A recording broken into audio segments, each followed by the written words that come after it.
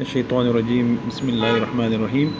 आज हमारा जो लेक्चर होगा वो ईमानियात में से फ़रिश्तों पर ईमान लाने से मुतल्लिक़ होगा।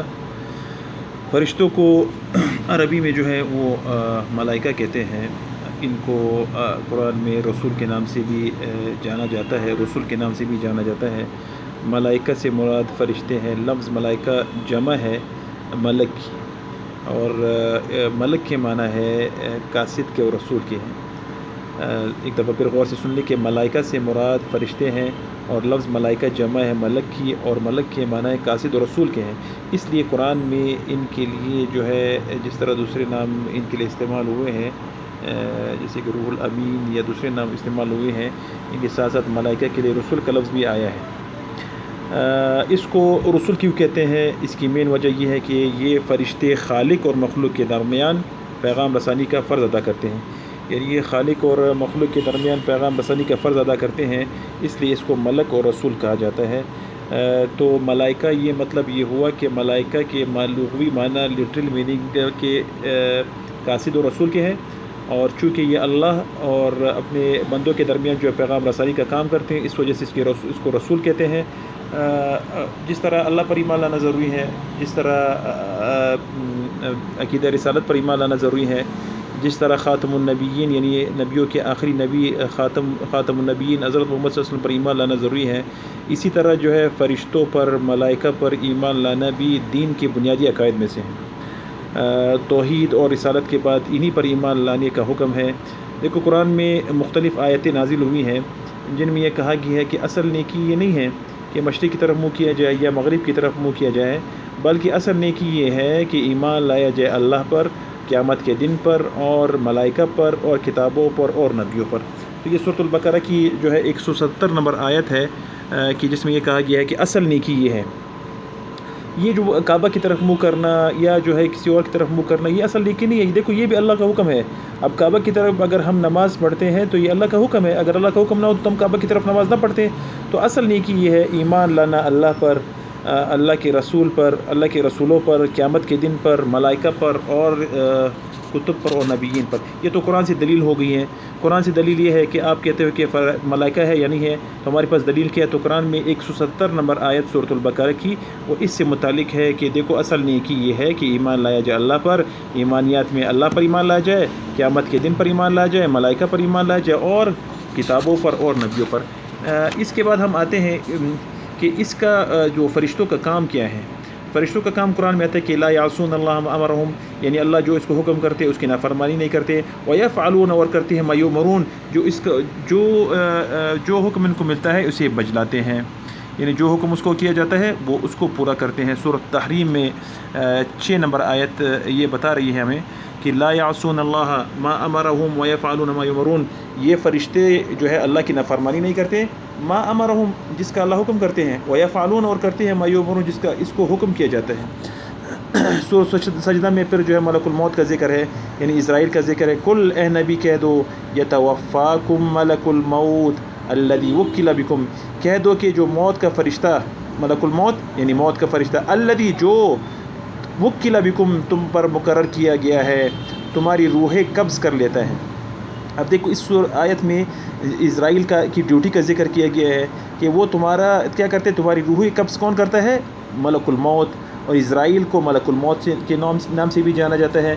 इसी तरह जो है मुख्तलिफ़ फ़रिश्ते हैं अल्लाह की, जो ये नूरानी मखलूक है। इस बहुत सारे जो है इस दुनिया में कायनात में फ़रिश्ते हैं। अल्लाह के रसूल फरमाते हैं कि आसमान का 1 फुट या 1 इंच जगह ऐसी नहीं है, एक जगह, एक बालिश के बराबर भी ऐसी जगह ना है कि जिस पर फ़रिश्ते उस पर खड़े ना हो, यानी एक जगह भी खाली नहीं है। और जो है ये भी इसी तरह जो है इंसानों की तरह जो है मुसलमानों की तरह ये भी तवाफ़ करते हैं। इनका अपना जो है किबला है, हमारे काबे के बिल्कुल सीध पर ऊपर जो है इनका भी अपना किबला है। आगे आते हैं मुख्तलिफ़ फ़रिश्तों की जो मुख्तलिफ़ ड्यूटियाँ हैं। अब कुछ फ़रिश्ते हैं वो उनको किरामन कातिबीन के नाम से जाना जाता है। अल्लाह पाक फरमाते हैं सूरह अल-इंफ़ितार में 10, 11, 12 नंबर आयत में ये फरमाते हैं व इन्ना अलैकुम लहाफ़िज़ीन, तुम्हारे ऊपर निगहबान है, किरामन जो है आली कदर, कातिबीन लिखने वाले, یعلمون ما تفعلون، یعنی یعلمون وہ جانتے ہیں، ما تفعلون جو تم کرتے ہو۔ اب یہ تمام کی تمام جو ہے قرآن سے دلائل ہے۔ اسی طرح اور بہت ساری آیتیں ہیں، قرآن کی آیتیں ہیں جو فرشتوں سے متعلق ہیں۔ تو فرشتے ہیں کیا چیز؟ فرشتے جو ہے یہ اسلام نے جو ہم اللہ کے رسول نے محمد عربی نے جو ہمیں بتائے ہیں کہ فرشتے جو ہے انسان ایک نورانی مخلوق ہے، توالت تناسل سے پاک صاف ہے، ان کی یہ نہ کھاتے ہیں نہ پیتے ہیں، بس یہ اللہ کے احکامات میں لگے ہوئے ہیں۔ کچھ فرشتے جو ہیں وہ سجدے میں ہیں، کچھ جو ہے وہ رکوع میں ہیں، کچھ تحیات اللہ میں ہیں، کچھ اللہ کا ذکر اذکار کرتے ہیں، یہ اللہ کے حکم سے عدولی نہیں کرتے۔ اور جو ہے بہت ساری فرشتے ہیں جو قبر میں نازل ہوں گے، جو لوگوں سے سوال پوچھیں گے، من ربک، تمہارا رب کون ہے، من نبیک، تمہارا نبی کون ہے، ما دینک، تمہارا دین کیا ہے۔ اسی طرح جو ہے بہت ساری فرشتے ہیں جنہوں نے دوزخ کا انتظام سنبھالا ہے، جنہوں نے جنت کا انتظام سنبھالا ہے۔ ملائکہ کا اعتقاد جو ہے دنیا کے تمام مذاہب اور قوموں میں کسی نہ کسی شکل میں رہا ہے، لیکن ان کے اس اعتقاد میں بہت سی ایسی باتیں شامل تھیں جو توحید کامل کے منافی تھیں۔ مشرکین عرب بھی فرشتوں کو مانتے تھے، لیکن وہ کہتے تھے کہ یہ اللہ کی بیٹیاں ہیں، ان کی پوجا کرتے تھے، اپنے گناہوں کا شفیع سمجھتے تھے۔ اللہ کے قرآن میں اللہ پاک نے ان سے کہا گیا کہ خود تو تم اپنے لیے جو بیٹے پسند کرتے ہو اور میرے لیے بیٹیاں پسند کرتے ہو، اللہ کہ میں جو ہوں وحدہ لا شریک ہوں، میرا کوئی شریک نہیں ہے۔ اسی طرح جو ہے یہودیوں میں یہ عقیدہ تھا، یہ خیال تھا کہ فرشتے جو ہے ہماری طرح کھاتے پیتے ہیں۔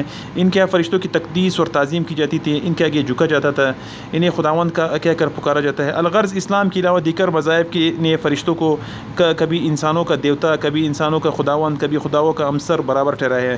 یعنی انہوں نے ان کے فرشتوں کو اللہ کے ساتھ جو ہے کچھ نہ کچھ ان کو شیئر ان کو دیا ہے کہ اللہ کے مد مقابل ان کو کھڑا کیا گیا، یا ان کو انسانوں کا دیوتا کھڑا کیا گیا، جبکہ تعلیمات محمدی نے ان تمام عقائد کو مٹا دیا اور واضح کر دیا کہ فرشتے بھی اللہ کی مخلوقات میں سے ایک مخلوق ہیں جو نہ کھاتی ہے نہ پیتی ہیں، بلکہ اللہ کے احکامات کی بجاوری میں مصروف ہے، اور ہماری طرح اللہ کی ایک مخلوق ہے، نہ ہی وہ اللہ کے بیٹے ہیں، نہ اللہ کی بیٹیاں ہیں، اور نہ ہی عبادت کے مستحق ہیں۔ پھر جو بڑے فرشتے ہیں ان کی ذمہ داریوں میں کیا ہے؟ سب سے بڑا فرشتہ جو ہے وہ حضرت جبرائیل علیہ السلام، جو بڑا عالی مرتبہ فرشتہ ہے، جن کی ذمہ وہی لانا تھا، لیکن جو ہی اللہ کے رسول کا جو معجزہ ہے، جو دائمی معجزہ ہے، جب وہ مکمل ہوا تو اس کے بعد اس کی ڈیوٹی ختم ہوئی، اور اس کے بعد پھر جو ہے حضرت میکائیل علیہ السلام ہے، جس کے ذمہ جو ہے لوگوں کو رزق پہنچانا ہے۔ پھر اسرافیل ہے جو قیامت کے قریب جو سور پھونکیں گے سب کو فنا کر دیں گے، پھر اس کے بعد جب پھر دوبارہ سور پھونکیں گے، پھر دوبارہ سب کو زندہ اس سور کی وجہ سے اللہ پاک زندہ فرمائیں گے۔